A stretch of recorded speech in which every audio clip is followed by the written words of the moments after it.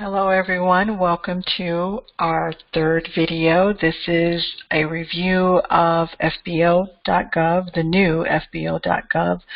Some of you may realize that they moved FBO over to SAM, and I don't know how I feel about that. I'm getting used to it, but it's what we have to utilize now. They do have most of the same functions. They're just different. The program looks different. And the reason I'm a little bit concerned is because some people are really used to using the old system, and it could stifle your ability to find contracts. Now, if this is your first time starting to use FBO.gov, you'll be fine because this is what we have to use. But if you've been using the old one, like I have, you know, it's just learning something new. The information is all there, but you have to know how to use it. So if you type in FBO.gov, it is going to bring you to the new SAM Beta.gov screen. Okay, and you're going to see the big FBO link right here. You just click on this FBO, this blue star, blue and white star, and it's going to take you to another page. This is what it looks like. Now, for those of you that do not remember, I said in the first training that we would take a look at the opportunities. Where do we find the opportunities? That would be the sources sought. That would be your solicitations that are actually out for bid right now. That would also be your sources. I said sources sought already. So the solicitation and the sources sought and the pre-solicitation. So you would have all of those three located right here at FBO.gov. And I'm just going to walk through how to use this. Some of the things that you will learn in the workshop will help you to understand why it's so important for you to know your Psc codes, your product service codes, and your NACE codes, the right ones. And when I say the right ones, I mean the ones that your federal buyers are using. If you're not using what your buyers are using, you're going to miss so many opportunities. And for the record, we are going to focus on 8A activity. It could just be regular small business activity. It all works the same. But 8A and small business is what I'm going to use as the example to do my search on FBO. Okay, so you're going to get to this page. It says, what can I do here? You're going to click on Search Contract Opportunities. And this is our new FBO. So again, as you can see here, for those of you that used to utilize the old FBO, you see it looks very different. I felt the old FBO looked much better, much more pleasing to the eye. They asked for feedback, but you know, I mean, we could give our feedback. I don't know what's going to happen, but there is a feedback button down below. I just wanted to be easy for small businesses to find their way around, because we have enough challenges with contracting opportunities that we don't need something additional to stop us from winning. Okay, so I do know this very well now. I'm just going to walk you through it. I want you to recognize over here the keywords area. Now, you don't need to use that right now, but you could use that for keywords specifically if you can't find what you want under your NACE codes, NAICS codes. You could actually put your Psc codes in there or a description of your Psc codes, but you have to know what they are. And so if you have never trained with me, you may not understand that portion yet, but those of you that have been with me for a while, you know a product service code can find you a lot of information. So you could use a description of what you're looking for. Let's say you want to find pencils, contracts on pencils. You could put it in there. But for the sake of this short training, I want you to focus on getting there and understanding how this works. You're not going to put in any of these dates because you don't want to narrow things down too much where you miss opportunities, okay? Inactive date, no. Published date, no. Updated date, no. This is already portions of what I don't like. We don't need all of this. I mean, there are some people that know when things are happening, but you need a broad perspective. You need to see everything. And it's going to give you the most updated information as long as you make sure you check up here to the right. There's a little area up here to the right that says last updated. Keep it there and you'll get the last updated information. But you're not going to put any of these dates in over here to the left. Okay? Response date, none of that. Federal organizations, if you're looking for specifics, once you learn which agencies are working with your industry and you know what agencies they are, you could put in the federal organizations. But right now we're going to keep it simple. No keywords, no dates. Right now, the first thing we're going to do is check type of notice. So we want to look at sources sought. Remember I told you those are golden nuggets. When small businesses and 8As and veterans do not respond to sources sought, they miss opportunities. A sources sought is the beginning of them putting out information for a new opportunity. Okay, so you should have a template for your sources sought so you can respond to them immediately when you see them. They usually give you a few days. So you put in sources sought, and I would suggest that you do things separate so you don't get confused. Don't put in sources sought and pre-solicitation. Do one at a time, okay? So sources sought, we're just going to put that in there. Then we're going to come down to set-asides. Well, no, before we get to set-asides, if we were looking for let's say a competitor, and we had their DUNS number, we could put in that information, or we could put in the award number of a contract. Okay, we're not doing that right now though. And there are better ways to search your competitor anyway. Okay, so just skip that. Service classifications, you would put in your NAICS codes. Okay, now it doesn't look like it usually does, but when you start typing, then you will see the codes coming up. Usually you're used to seeing 6 digits. It doesn't come up that way. I don't like that either. I told you there's some things about this that are just not good, but we have to work with it. It's what we have. Most of you don't know your Psc codes, but if you knew it, then you would use it. Okay? That's another thing, and I will teach you that in the workshop. Set aside, you know that. That's you. Let's say we want to look at small business or we want to look at 8A. We're going to use 8A as the example. Then you click 8A. So I've already put sources sought.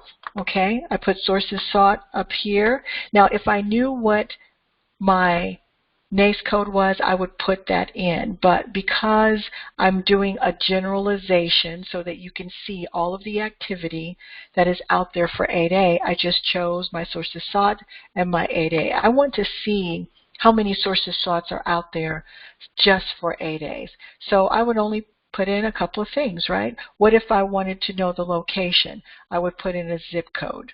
Okay, that's place of performance is POP. But I'm not going to do that because I don't need to.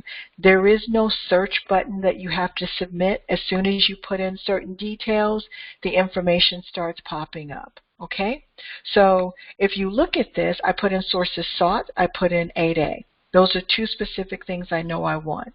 I put in last updated date, so I'm getting the more recent information. Here is something that says NAS Corpus Christi, and I'm going to click on that because here's another thing I don't like, but the 8A should be over here. Maybe I could send that as a suggestion because it's good to see the set-aside. Whether it's full and open competition or if it's a set-aside, it's good to see that over here.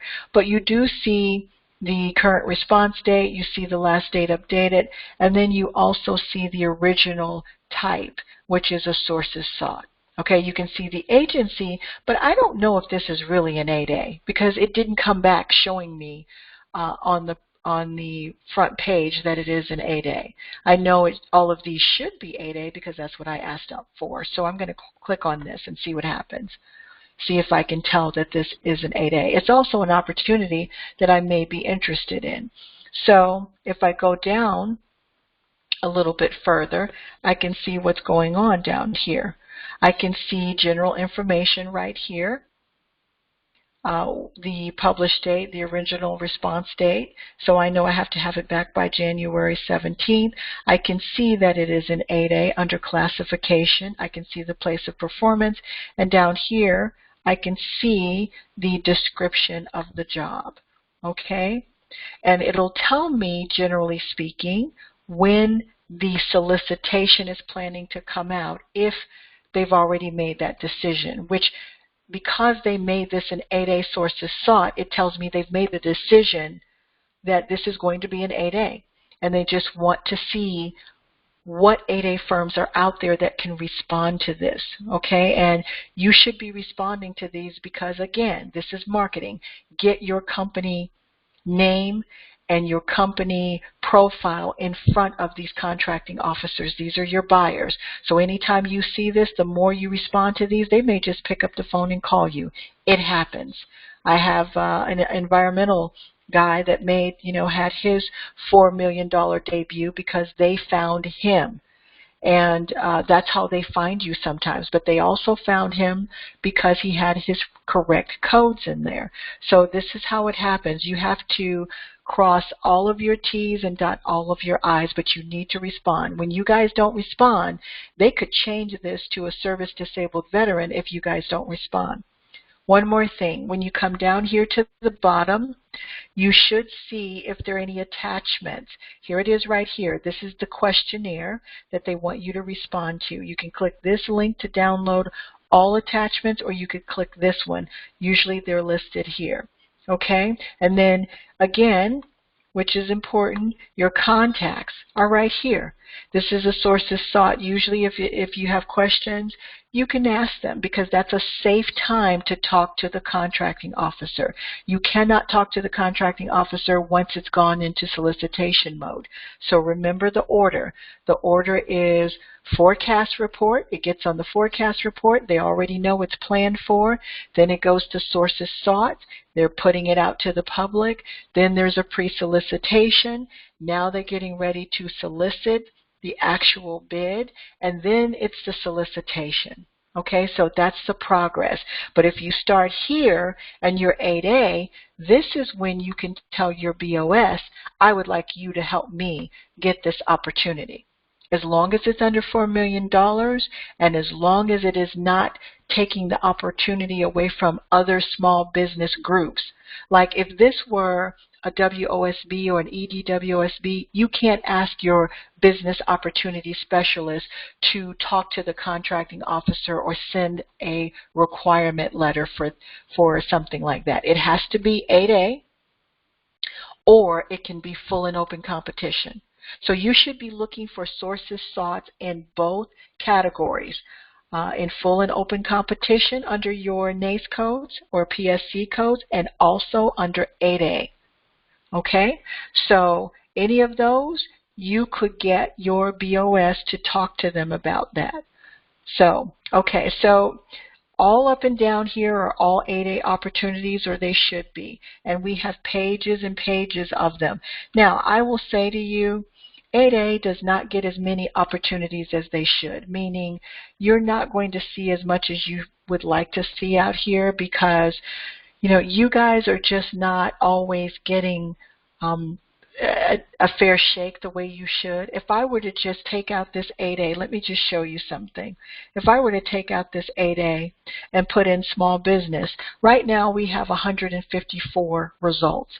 But what if I took out the 8A and I put in the set aside to be small business? And this is why, as an 8A company, you have to do both. But what if I were to put in total small business and leave it as sources sought? And if you're looking for opportunities consistently, this is what you should do. Put in total small business. It will cover 8A and it will cover total small business. It'll cover both. And then, look at this. 1,278 opportunities under sources sought. Now, we could narrow it down by putting in a code. For instance, we could put in the NACE code of 541611, and of course it'll take it down to sources sought just for your NACE code. Okay, so that's how you do it. That's what you're going to do. when you are in a workshop with me, I first have you do your due diligence and your research, and then we come and do this. You need to know what the right codes are to use to make sure that you're in the same arena with the federal buyers. That way, when they put out something or they're looking for you, you have the codes that they're using, and they can see all of the businesses that they will email this opportunity to. Now, sometimes they do that. Yes, it may be posted, but sometimes they actually need to create a list because it may be something special. It may be a sole source situation. They can do that. They don't do it that often. Most of the time they put it in here, but they can do that. Now, let's look at also pre-solicitations. If I were to take out sources sought, but I just chose pre-solicitation, which is where you need to be. You need to start with pre-solicitations. That is huge. That gives you time to understand what's going on with the opportunities in your arena. Now, I did not take out the NAICS code. I still have in here 541611. I could also put that down here, like in the classification codes, right down here. It looks a little bit different. We used to just be able to put in the NAICS code in it and type it in, and it would just pop up. But this time, this is why you have to know your classifications. In this case, your classification would be 54, Professional, Scientific, and Technical Services. Now, could you go ahead and choose this and also put in your full code? I wouldn't. I would put in my, well, it's up to you. You could actually do them separately, or you could do them together. You just put in the NAICS code here. If you put in just the 54, even though you know it's professional services, you're going to get all kinds of stuff.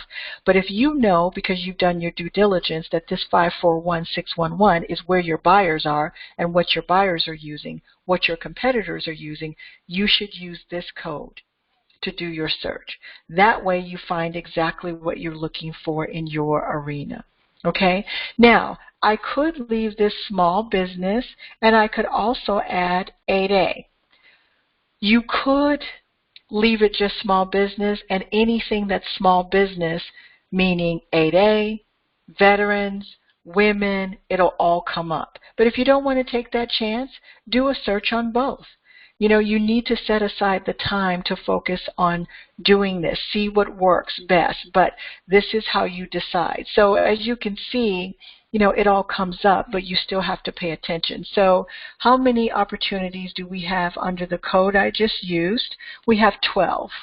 What if I just got rid of the 541611 and put in 54 just to see if I could find more stuff, to see if maybe contracting officers are using a different NAICS code under 54. I can do that. Okay? So just keep in mind, you can also type in other descriptions, you know, descriptive terms, things like that. But you see here it says this is a pre-solicitation notice. Now, this says relevance. It probably says relevance because I put in some information, a keyword. I'm going to put in last updated just to make sure that I'm getting the most updated information, even though I put in a keyword and even though I put in, you know, some other codes.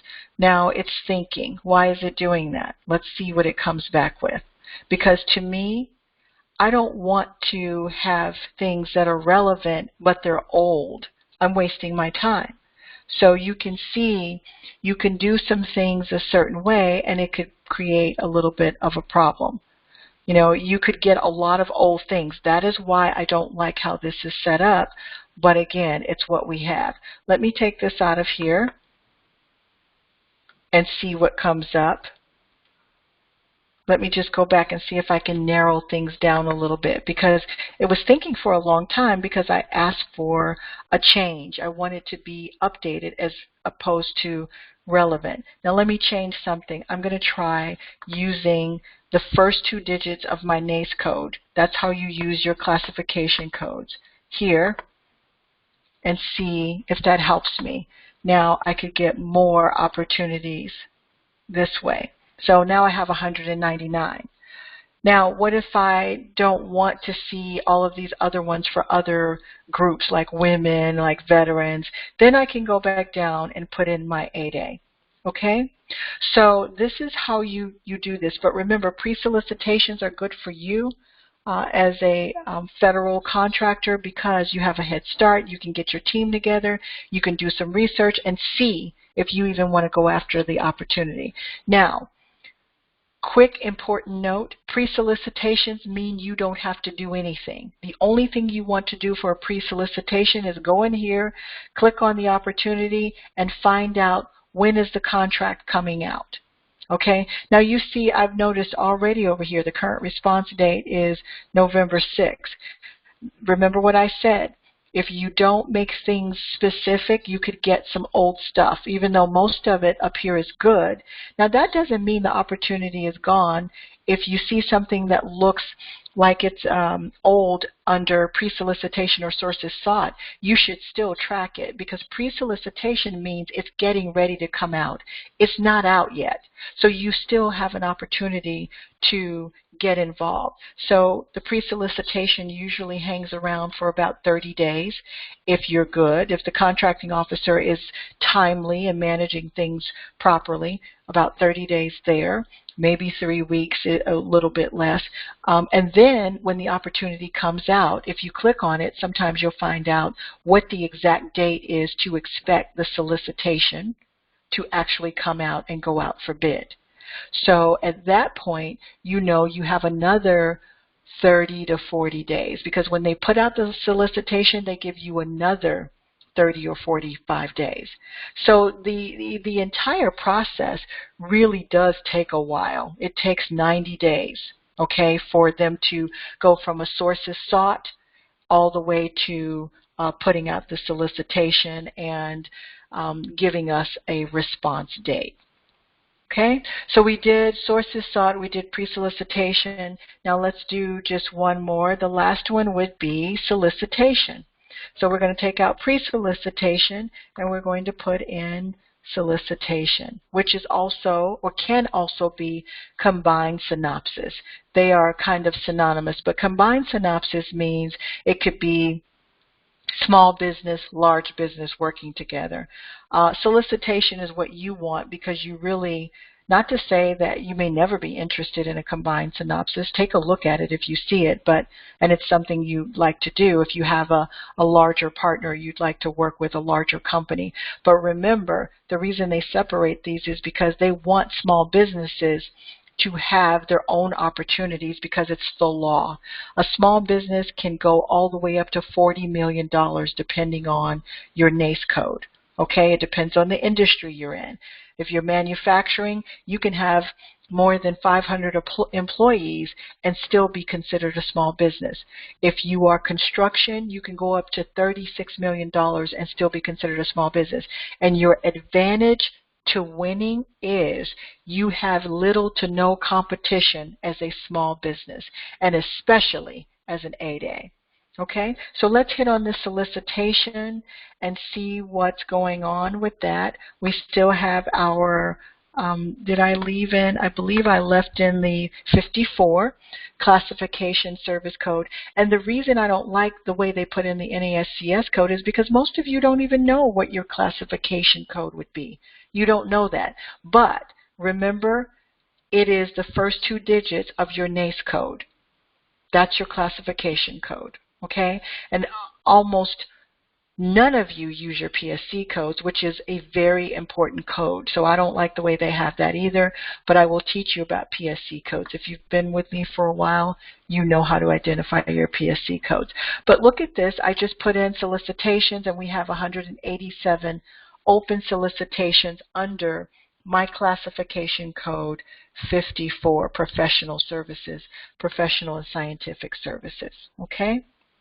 So now why is the Psc code important? Because that will narrow it down specific to your industry. 54 could cover science, research, professional services. That's too broad. So you need to do your due diligence and learn what your Psc codes are. Okay? And that's it. So when you come into FBO, you're looking for that whole process. You want to start with the sources sought. That's how you get ahead of the game. You know what they're looking for. You can respond to it, and they will go ahead and put it out there. Let's say it's a small business, sources sought, but they would love to have women respond. If they have some women respond, they could set it aside as a woman-owned opportunity. If they have 2 8As respond, maybe even 1. They can do it with 1. They could set it aside as an 8A. Okay? But that is how the new FBO works. We need to just learn to work with this one and send in some suggestions.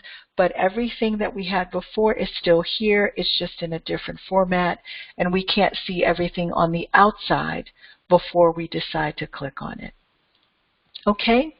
Thank you for joining me in this video, and I will see you in the next video.